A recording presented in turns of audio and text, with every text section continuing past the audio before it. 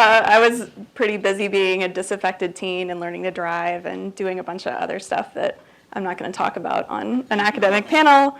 But I'm really grateful to be here because I found yesterday and today's discussions incredibly interesting and instructive and useful for me in thinking about the place of my work in kind of a much longer and broader trajectory of work. And I'm really grateful, Kevin, for you inviting me to participate. So Kevin asked us, as he mentioned, to spend some time on this panel reflecting on the last few days, which is a really difficult charge with very little lead time. But I'm going to do my best. So here's a few things that have struck me about the last few days. Yesterday, Tim Wu asked a question of Julie Cohen related to her talk on the shift from industrial to information capitalism. And he said, and I will paraphrase this poorly, but I don't think he's here, so I'll paraphrase it however I want. He said, do we not get as excited about these harms, or do we not maybe regulate them as acutely because like nobody's hand is getting crushed, right? This isn't quite the same as a factory. The harms of information capitalism are somewhat more diffuse and esoteric. And Gigi Sohn yesterday also raised the distance between the discourse at the sort of elite level and at the level of disadvantaged communities. Deirdre Mulligan earlier today raised a point about how amazing it is that we deploy algorithms in criminal justice without really knowing what it is that an algorithm is doing, and she posited that the reason we might stomach that so readily is because we're not the ones that the algorithm is doing it to. And then today, Helen, Siva, Brett, and Shoshana, all in different ways, but all very eloquently, touched on the relationship between technology and the fundamentals of humanity. So those are some threads that I'm going to try to pull together, and I'm going to make 2 quick points about them. And I'm a social scientist, I'm a sociologist by training, so I'm going to ground this in some empirical data because that's how I know how to think about these things. So both of my points here will have to do actually with intimacy, which is a research topic I've spent a lot of time on lately. I'm going to talk about the intimacy of contemporary surveillance capitalism. So you all know, and Yochai alluded to this a bit yesterday as well, but I'm sure you all know, right, that there's lots of concern about the impact of machine learning systems on employment, on the possibility of massively disrupted labor markets, lots of discussion about the extent of this disruption, the sectors it's most likely to impact first. And everybody seems to agree, or many economists seem to agree, that a prime target will be long-haul truck driving. And there are both technical reasons and social and political reasons for this. Obviously, as we all know, there have been tremendous technical innovations in autonomous vehicles. A lot of those technical innovations specifically kind of lend themselves to the style of driving that trucks do, highway-style driving. And then socially and politically, trucking is a highly regulated, centralized industry in some ways. And because of the way the industry is set up, which I won't get into here, human truckers tend to be hugely overworked and to be really tired. And when they get tired, they get fatigued and they cause lots of accidents. Machines don't get tired, right? So there's sort of a pull factor that way too. Now, economists worry a lot about the potential impact here, right? So NPR put out this graphic a few years ago. Folks may have seen it. I don't know how well you can read it. But it shows the most common job, according to BLS statistics, in every state. I think this was in 2014. And you can see that there's some artifacts of the data that make this not as clean as it actually looks. But the most common job in many, many states and all these kind of aqua states is truck driver. So there are about 2 million long haul. This is long haul. There are about 2 million long haul truck drivers in the US today. So the concern, of course, is what happens if in short order all of these jobs are lost. Now, I won't say I'm glad that people have started focusing on this, but in a way I am, because I've spent the last 6 years studying the relationship between technology and truck driving. It was the focus of my dissertation, and I've continued to work on it. And there certainly is, of course, right, a threat from automation here. But one thing I found quite striking, and which emerged in some of the conversations in the last few days, is that the rhetoric about massive job loss, to me, doesn't capture the whole nature of the threat, or even the most interesting part of the threat. So there won't be, I don't think, and I don't think many of you think, a discrete phase transition, right, from humans to robots. It doesn't go human, human, human, robot all of a sudden. And in truck driving, that's the case too, right? Being a truck driver involves a whole lot of tasks that aren't just driving the truck, right? A whole bunch of stuff that may eventually be automatable, but won't be automatable in short order, right? Things like, loading the truck, securing a load, interfacing with customers, driving around in a yard, things like that. So there's still going to be a driver in the cab for a long time. It's clear that in the next few years the nature of the work will change, but it's very unlikely that we will wholesale replace that worker. Instead, what we'll require truckers to do is to integrate their work with the technology, alluding to sort of this handoff issue that Helen and Deirdre and others have been working on. So we sometimes think about this as sort of this discrete sharing of tasks, right, in which a human hands the baton to robot, and the robot does what it's good at, and then it gets handed back in some way. But what we actually see happening in trucking these days is not at all that sort of discrete handing off. We don't see a parceling out of functions. Instead, what we see is the integration of the human and the technology into one another in a really intimate bodily way. So in practice, the way workers are actually experiencing the threat of AI isn't displacement, but it's intrusion, this very gradual physical intrusion into their work and their bodies. And I'll tell you just very quickly some examples of what I'm talking about. This is a cartoon from a trucker magazine. And this article that it draws from, right, it's showing all these technologies, which are all actual, I think they're all actual technologies on the market, or related to, well, they're not. Coffee fuel injector isn't a real thing. But actually, I think that's the only one that isn't a real thing, maybe. I think so. So some examples brought up in that article and in other contexts, other research I've been doing about this. Mercedes recently announced it's working on a vest for truck drivers that monitors their heart rate and vital signs. And the vest knows, right, if the trucker is on the brink of a heart attack and stops the truck if he is. This is a company called Seeing Machines, which is one of several companies working in this space, which trains a camera on a driver to monitor his eyelids, right, to look for signs of fatigue or inattention. If the driver's eyes close or he looks away from the road, it'll send an alert to his boss. It can be programmed to text his family members. And my favorite part about it is that it causes the driver's seat to vibrate, so it kind of gooses the trucker back into awareness, back into attention. This is the smart cap. These drivers are wearing this hat, which essentially does a constant EEG on the trucker's brainwaves, also looking for signs of fatigue. If you get tired, it sounds an alarm. There's another version of this that will shine lights, bright flashlights in your face to try and wake you up. And there are other systems too. There are predictive analytics systems that look at what the trucker is doing both within the truck and potentially what else is going on in his life, which they infer from a bunch of different data points. So the key point I want to make here is the distance between these two narratives, right? The distance between these two forms of threat. Like, we focus a lot on this one and hardly at all on this other one, right? And it's not that this is wrong and this is right. I think they're both actual threats. But I think to substitute the narrative or to focus entirely on this narrative of displacement and to fail to recognize the narrative of intrusion in which the data gathering system is like literally like goosing your ass, right? Like that's strikes me as a mistake, right? That strikes me as a limitation. So we should think about how in this work, which of course is low-wage work, right? These are not people making a bunch of money in the first place, but for them the intrusion of AI is quite intimate and embodied. It's this forced hybridization that really changes the nature of their work and lives. Now Bruce, who I think is here still, there's Bruce. And Siva, who I think is also here, although I don't know, maybe he's not. Yeah, okay, well, Bruce and Siva both made this point about the inherent physicality of computing now, and I couldn't agree more, right? I think this is a great instance of that, and it's important to note how that physicality is unevenly distributed, right? It's unevenly borne across society, and how visceral these systems are to people who are not us, right? So this is kind of the bloody side of this stuff. Relatedly, many of you may know that there's a Data for Black Lives conference going on at MIT right now. My assumption is that kind of these physical, intrusive, violent forms of data gathering are much more their concern than like the Tide button. So I just feel like that's really important to call out. Okay, second point, very quick, this is shorter. This is building from the first, right? So I'm emphasizing the physicality and intimacy of these systems for vulnerable people. I'm working with a team of researchers at Cornell, where I'm based, and at NYU, on the relationship between technology and intimate partner violence, or domestic violence. We've been working for about a year. There's a bunch of facets of the project that I won't get into now, related to how technology is used to facilitate abuse, potential ways that we might use technology to remediate it.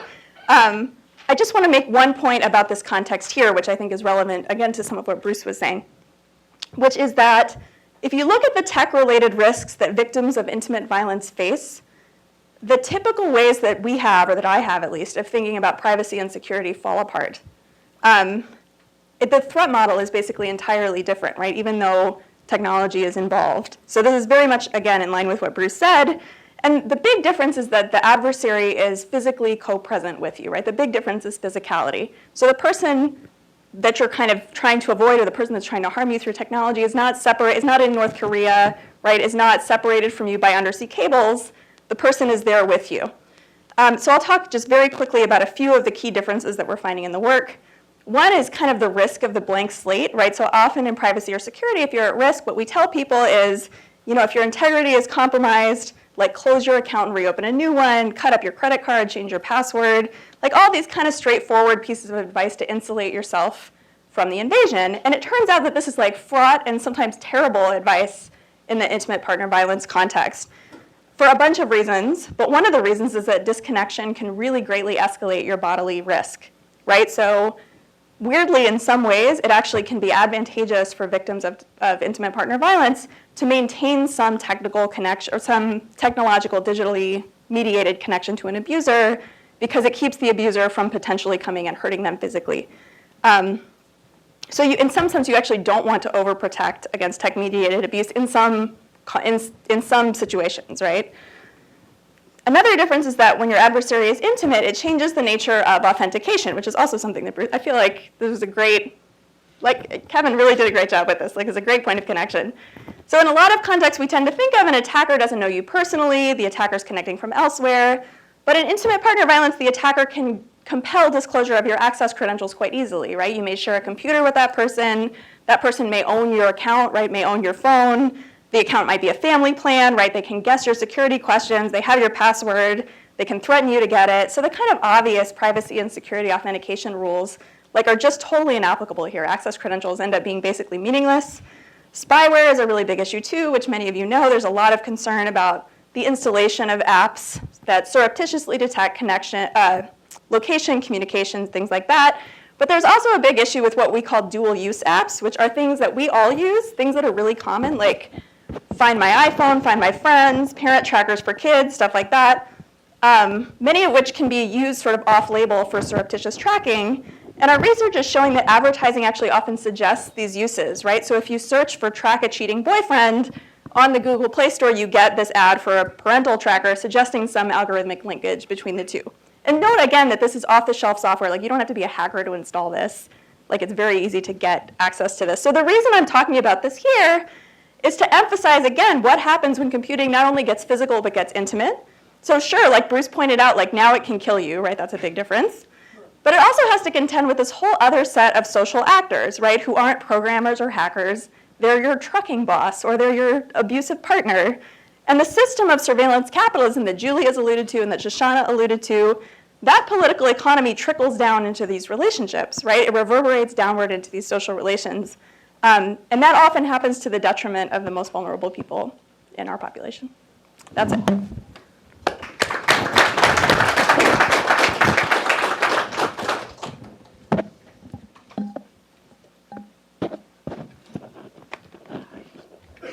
don't have any slides. That's right.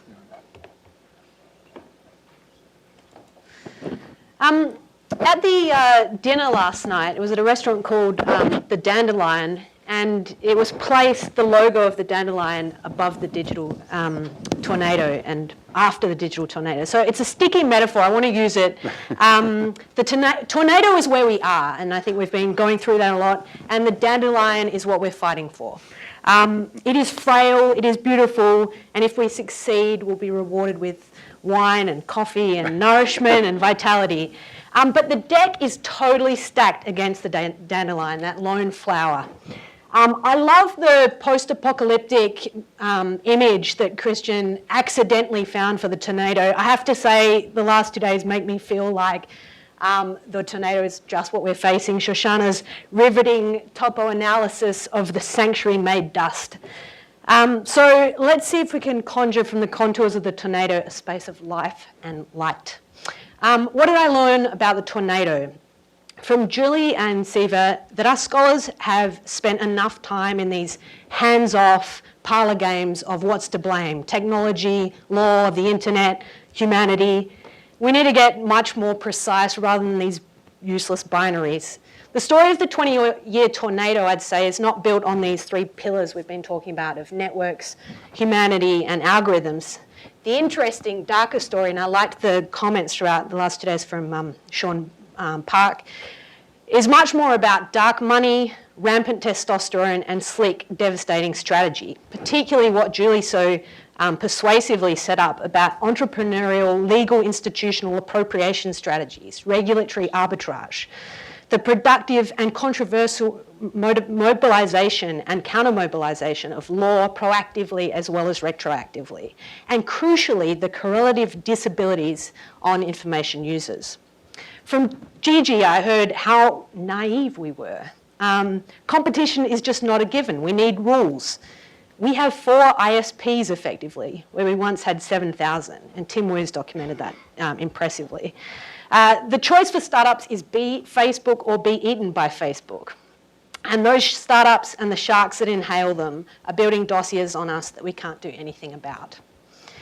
From this morning's session, in the new domains of AI, blockchain, Internet of Things, I think we face, as Kevin said, catastrophic failures with no clear remediation and creeping re-centralisation, the worst of all worlds. And I think there's a little risk as we start to navigate those spaces as academics of getting into a spin of views, a new vortex.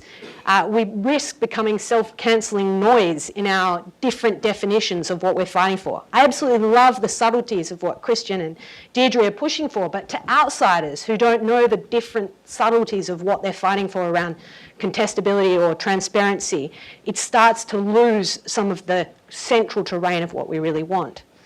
I heard a major caution from Bruce and Sally that when everything is a computer just with different peripherals and they have velocity, mass and heat and they're in us and carrying us, every other policy concern pales because we're just trying to survive. So I think that actually reduces significantly the space from what we might have been talking about 20 years ago, and we really need to re-energise, reanimate the much bigger stakes that Brett, Shoshana and Helen really talked about today. What's the point of saving our bodies if we don't save ourselves? Information capital bearing down on our homes and our bodies, it seduces us, programming us, predetermining our options, and it has this seductive allure of removing uncertainty and inefficiency.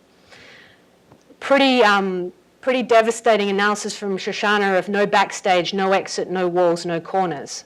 And these systems that are radically indifferent to our humanity are, I think, quite rightly, things that we should consider unendurable, and they should make us indignant. One of the things about staying alive, and I'm so happy to follow from Karen, I felt that we spoke throughout the 2 days very elliptically about people and about the rest of the world. And another kind of blind spot, I think, is often around infrastructure and energy. Nobody talks about the spectacular environmental cost of machine learning. Helen warned of how we're making our bodies standing reserves. And, you know, as Karen just pointed out, scheduling technology, which many people face, already does just that. So enough of the tornado. The dandelion, is there one? I loved Yochai setting the example for many other confessions to say that lovable old guys can change their minds and say we were sometimes overly optimistic, and then just beautifully outline what is at stake and where we need to be more positive and conscious of limits of what's gone before. From Shoshana, even mighty power, sharks like we've never seen, we can get up close to. We can define them. There is, in fact, a sociology of the unprecedented. We can name it, get close to it, and with prodigious energy blast it apart. I love her little comment there, truly bollocks to inevitability. So from Brett, I love this, it's only a lack of imagination that stops us considering alternate futures. So I wanted to just pick up a few ideas that I thought were promising. I want many more. I know that we all have lots of ideas of things we want to work on. I think Helen tempted that noxious weed spirit of the dandelion. If we're standing reserves to systems, we have no obligation to be true, legible, and readable to them. I love that she dwelled on Heidegger, and that, I think, came through this afternoon. Our tools we use without necessarily reflecting on them, but they are ontologically prior to science. We've got a lot of science that we can still navigate. I love that Christian pointed out how much we need to respect and bring together the disciplines and find bridges between them. I think Tim had this nice idea that technology law should all sunset, and it means that channeling late Benkler, we can have governments that move fast and break things with what I'd term combustible laws. You know, set them for 5 years, and then we don't have to have regret that we regulated for the small guys, and they've subsequently become big guys. I think Christian, Ellen, and Kathy all put out that we need more exciting agendas for what we're doing in machine learning. And I think, just as a plug, like in my comments, I think there's lots of work to be done, and we should really take a lot of value from works of synthesis. There's a risk that I'm very conscious of the difference of US academia, where there's such a push to sort of build your own tower in the sky, and I think there's a lot of work to be done in sort of shouting out to so much of the rich scholarship that's gone before. I really, from SIVA, there's this moment, I think, of opportunity, and this also came through in Shoshana's. As we move from technology as the technology of the desktop, he kind of put it, to the embedded, there's this spatial transition, and it does give us a little bit of an opportunity of a phase shift. I think within it we can, and there was that great comment about slowness, a push for slowness, of entropy, inconvenience, friction. What does that look like, and how do we save it from looking too much like what Kathy said, of losing the efficiencies that we want to have? And the final idea that I wanted to just come back to is that Victor posited an idea of, which Joe Thoreau usefully pointed out, had a small information privacy problem of having progressive data sharing. And I think our community, and I'd be so fascinated from people here, cleaves on a crucial point. And it's whether and what we do about the mass accumulation of data hoards. Do we legitimate them and then tranche them off and give back some tiny proportion of data? Or do we recognize it for what it is, an epic data heist from 5 big tech companies on our humanity? Thank you.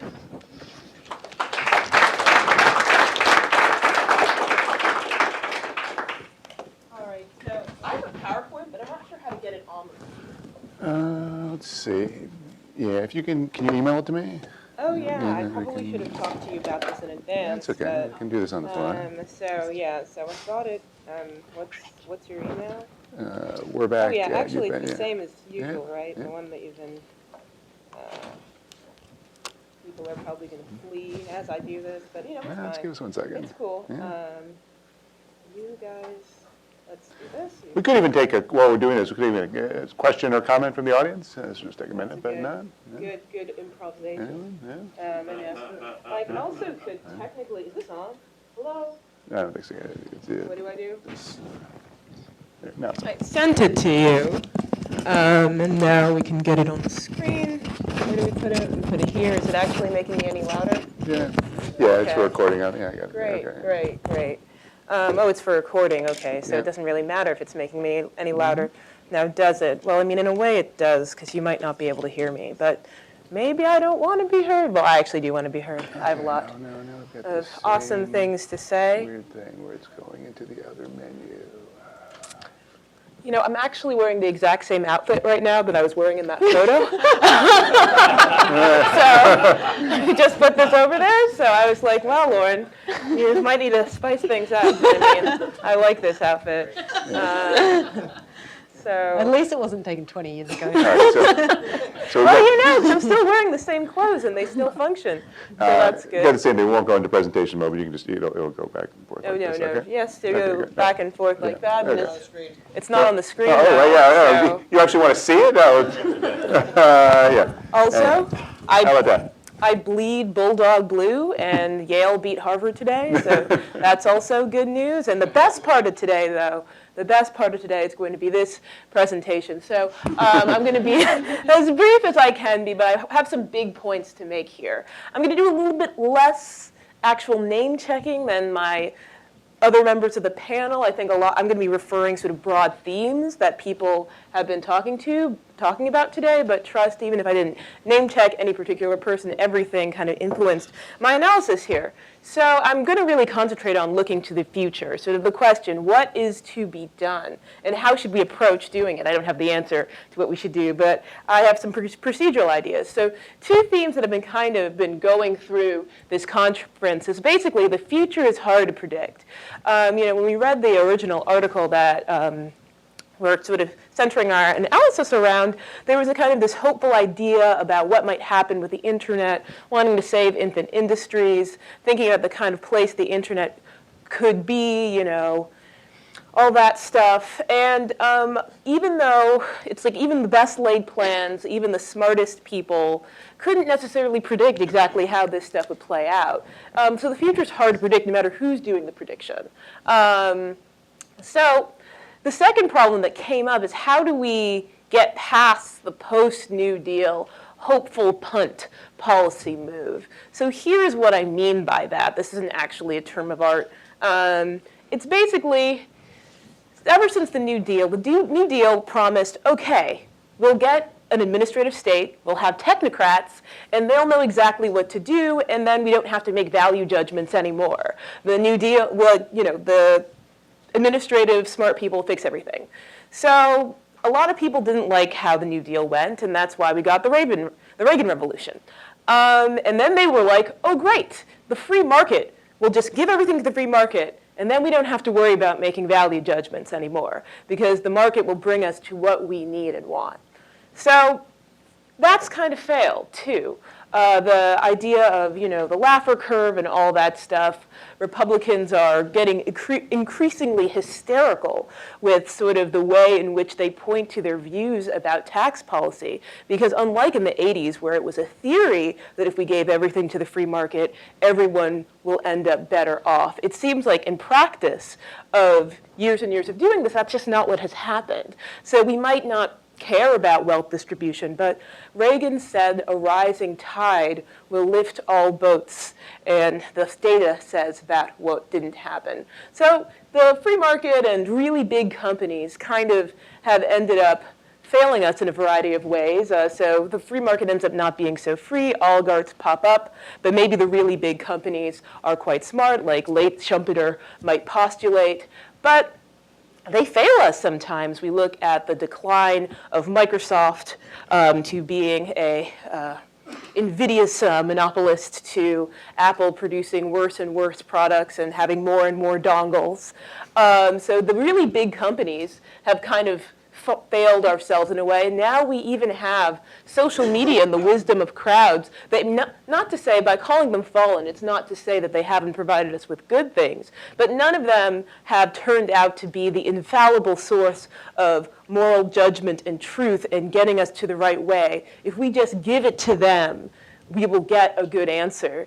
They've all failed in that department. And so we talked about social media, about how ethno-nationalism's on the rise now, and how, and even in, you know, the most recent discussions, how these platforms are created and they can be exploited, not just by the creators of the platforms, but by others. When Karen was talking about how sort of stalkers and abusive partners can take advantage of the quantified self and the surveillance environment. So, and now the newest thing is blockchain. So maybe everything, if we make it a blockchain, everything will be okay. But I think that all of these have failed us. We can't just say, oh, visionaries is another example. Visionaries, maybe us circa 2007, sort of scholars, people who are policy wonks, all these people practicing and litigating cases. Maybe, you know, they know best, but as it turns out, the best and brightest thinking about it in the best possible ways with the information available, we're having this conference now being like, hey, we were wrong about a lot of this stuff. So I think any visionary is limited. In a way, we all sort of have tunnel vision. All of these things have tunnel vision because they're trying to achieve certain goals, and they can't actually get past the situation that they're in and be omniscient. So cooperation is necessary. I don't know if any of you guys know what this is, but this is a video game called Overwatch, and it's actually, you can get pretty good values from video games insofar as in this video game you have to do a team fight, and they actually allowed in beta people of different, to make any type of team that they wanted, but it actually turns out that you need support heroes and tanks and offensive heroes. And to say that we only want to rely on markets, or we only want to rely on government, or we only want to rely on academia is not good. In fact, they all need to cooperate. So I think that while this is sort of whimsical way of thinking about, okay, maybe the answer is some sort of cooperation. But cooperation isn't enough either, because we do this too. It's like, why don't we get everyone in a room? Well, let's put everyone in a room and then do what? Oh, by the way, this is my main Overwatch character. I dressed up as her as Halloween. You can, if you're Facebook friends with me, you can see it.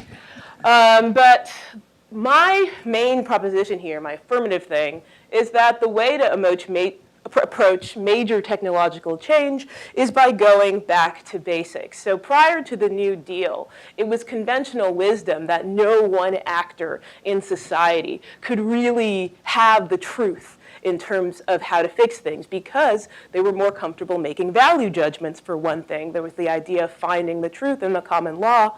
If you look at the structure of American government, we have checks and balances, 3 different sources of reason, 3 different ways of governing, and a huge amount of governance at that time, furthermore, on top of checks and balances, was done by the states. So we need to get away from this idea of infallibility and more of one actor in society, be it technologists.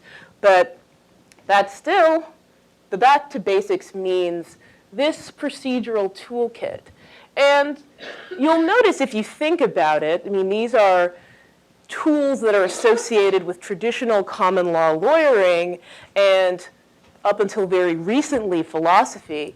But you'll notice that there's no reason that this can't be done by a machine, and there's no reason why we can't take into account empirical data in doing this. So first of all, there's my first point. Like, we need to get to basic general principles. I think the reasoning behind the punt move is that, well, it gets harder and harder in an increasingly diverse society to actually say, this is right and this is wrong. We have this policy because we want this goal. We believe these things about humanity. We think it's important that everyone has X, Y, and Z. This is why people want to always say, oh, it's transparency. Oh, like we want everyone to have all the choices available so they can make their own choice.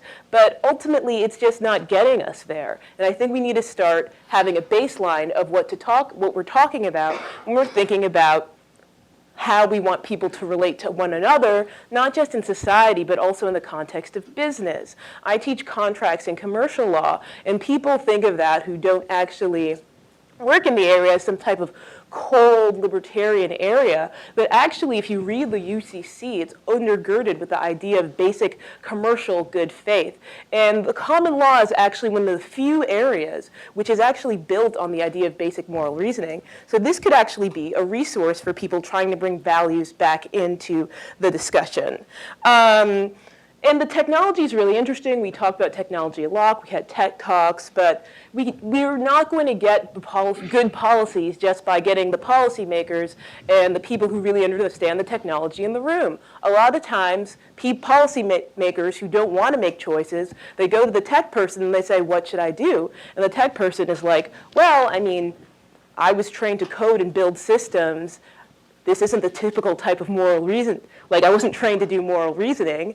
And I think that what we really need to think about is it's the policymaker, it's the lawyer, it's the philosopher, it's the economist, it's whoever who actually needs to come to the table being like, okay, what affirmatively is our goal?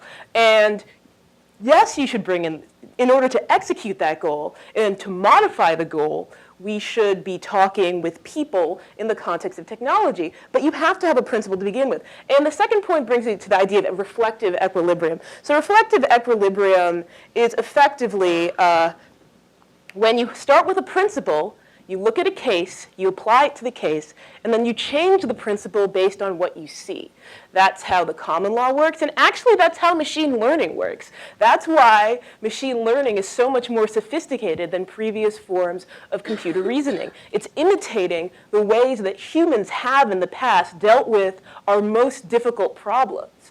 And ironically, maybe these same algorithms could help us out of this if we bring it to bear, but we have to start with basic ethical principles. We can't just say, oh, well, we don't even know.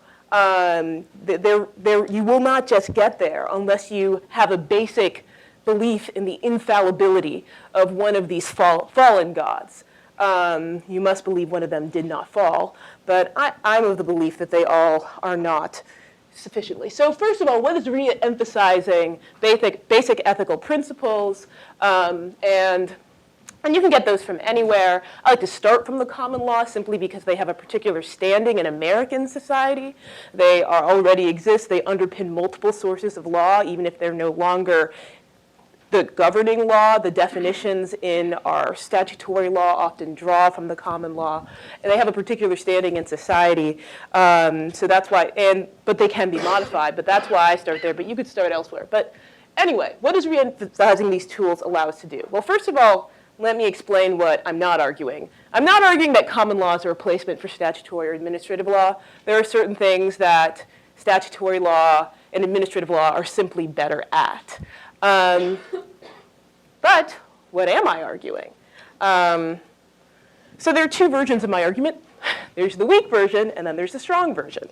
So the weak version is effectively that any actor in this space, whether you're a C-level executive at an information company, which is all companies now, a policymaker, an academic, you should be thinking in this way. So it's not about both sides. You have to start from a principle, look at, what the facts on the ground, and then use it to change that principle. And I think sometimes people get so caught up in the details that they can't abstract to a high enough level of generality that those same points will be relevant 20 years later. So you have to be at a higher level of generality. So thinking in this way would allow us to create, well, it allows us, but I mean, this is actually more, prescriptive. Like, we should have rules pitched at a high level of generalization that are nimble enough to deal with a broad range of situations. And as I said before, referencing common law is a strong way of raising ethical principles in policy making as a starting point. Of course, the common law by definition is not static, it's always changing, but it's just sort of a starting point and a reservoir of the sort of moral place that society is at any given time.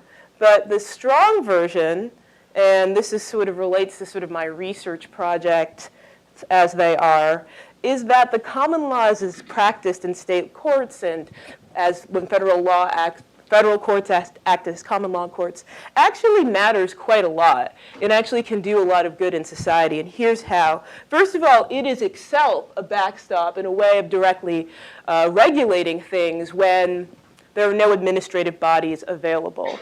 Creative interpretation of law that's on the books or in the common law can actually be capacious enough to have an approach to very, very new and sophisticated problems. So two examples briefly from my work is I have a paper called Algorithmic Contracts where I use agency law to talk about why it is that contracts formed by algorithms on behalf of companies or individuals should be seen as enforceable. And it seems pretty obvious that they should be, but there are actually, under current law, arguments available that they could say that somebody could argue that an contract made by algorithm, it's if a significant amount of responsibility is given to the algorithm, and if it's at a sufficient level of sophistication, sort of black box, that perhaps it's too far to meet the intent requirement that we think is part of contract law. But if we use agency theory and we think of algorithms as quasi-agents, we can close that loop. Another example of this, and this is my current paper, is thinking about privacy remedies. And there's a huge issue with Spokane and the like about how can privacy cases make it into court if you can't show harm, or if you can't persuade a judge that the harm is important enough? And that sort of shows a complete myopia in certain parts of the sort of judiciary, because you should not have to show harm to get into court if your cause of action is actually a case of unjust enrichment, which is when someone profits wrongly from someone else's stuff, regardless of whether or not there's harm. And if courts act, it spurs legislatures to reinforce or correct the decisions that are being made. So we wouldn't have the New Deal if there weren't a potpourri of cases all around in the early 20th century, culminating with Lochner, trying to grapple using pre-industrial age law, common law, with the industrial age. And as a result of that tornado and the judiciary's response, we got the New Deal. So I think that the information and the sort of talking about the situation on the ground in ways that policymakers can more readily respond to, as opposed to things that are outside the courts, would be very useful in getting us moving and actually being able to tackle problems, because we're still unable to tackle problems because we feel like we lack the information that have been going on for the past 25 years.